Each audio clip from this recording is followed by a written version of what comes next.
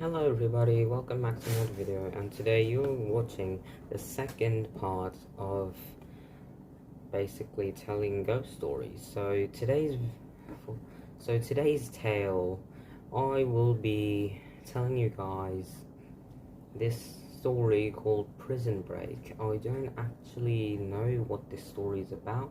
I just randomly chose it. So yeah, anyway, let's get right into the story, mates. Callahan was huddled in a cavern near the Pacific Ocean. When the feds closed in, there were still shreds of human flesh under his fingernails. When the serial killer surrendered in the inevitable capture, they could put him behind bars. He vowed as they dragged him down the narrow path toward the waiting cars. But he will escape. And they'd be sorry. He lashed out at the nearest officer, landing a crippling blow on his kneecap. The remaining men knocked him to the ground and bound him foot and hand to ensure recuperation. He was sentenced to a lonely prison, to the criminally insane. His own companions, the wardens and the fellow madmen.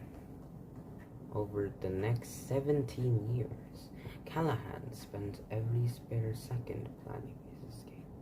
He studied every weakness in the prison system. He knew every guard's movements. He spent several years contriving to get a ground floor cell so he could take his way out. The plan nearly succeeded until he reached bedrock a few feet below the cell floor.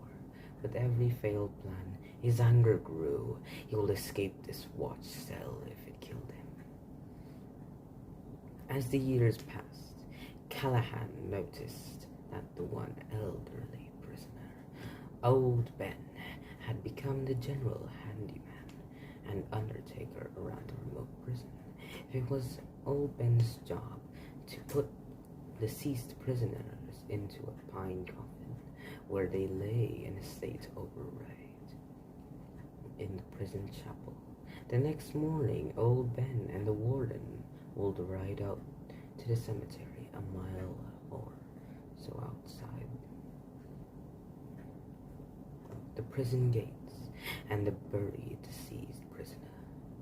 Then the warden left Old Ben behind the fill in the hole while he drove back into the prison for his morning coffee. With this knowledge, it didn't take Callahan long to come up with a new escape plan. It was simple. The next time a prisoner passed away, he would creep into the chapel after dark and slip into the coffin with a dead body. In the morning, the warder, and Old Ben will take the coffin out of the prison to the cemetery to bury the deceased. As soon as the warden left, Old Ben would open the coffin and let Callahan out.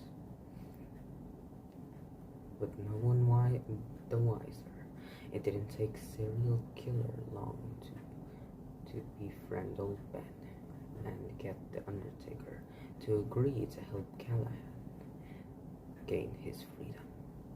Unfortunately, the prisoners were all very healthy that summer, and through the long, colorful autumn that followed, no one caught so much as a chill. And when the new year came, with no prisoner fatalities in nearly 8 months, day after day he listened to the bell that told whenever a prison died, but it did not ring. Callahan was tempted to expedite matters by killing someone with his bare hands. But such an action if discovered, will mean solitary confinement for the serial killer, and he would be unable to enact his brilliant plan.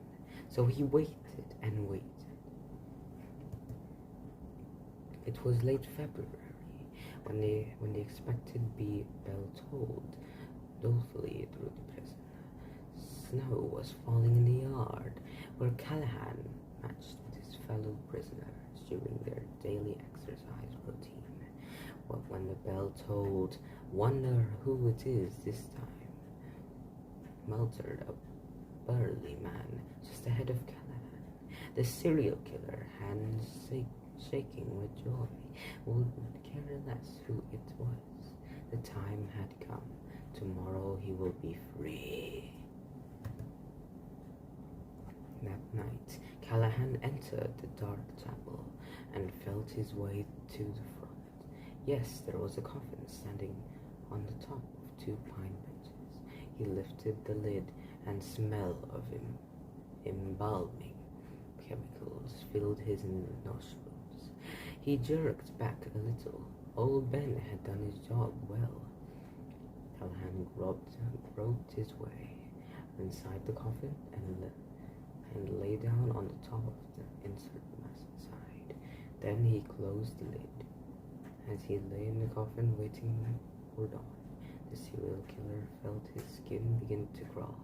He killed more than 25 people in his life, without qualm or remorse. But this death, what made it hollow